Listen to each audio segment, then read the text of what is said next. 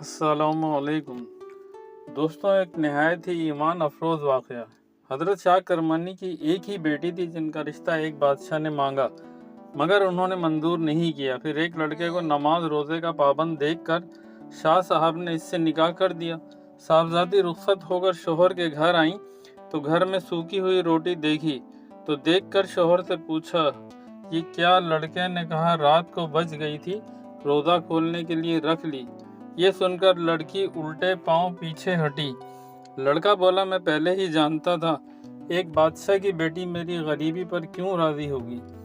لڑکی بولی، بادشاہ کی بیٹی غریبی پر ناراض نہیں، بلکہ اس لیے ناراض ہے کہ تم کو خدا پر بھروسہ ہی نہیں، اور مجھے اپنے والد پر تعجب ہے کہ مجھ سے تمہارے متعلق یہ کہا، بڑا نیک اور پارسا انسان ہے۔ بھلا جس کو اللہ پر بھروسہ نہ ہو، نیک پارسا کیسے ہو سکتا ہے؟ نوجوان عرض کرنے لگا تو وہ کہنے لگی، میں عذر میں جانتی نہیں، یا تو میں گھر میں رہوں گی یا یہ روٹی۔ اس نوجوان نے روٹی فوراً خیرات کر دی۔ دوستوں، پسند آئی تو لائک، شیئر اور سبسکرائب ضرور کیجیے گا۔ جزاک اللہ۔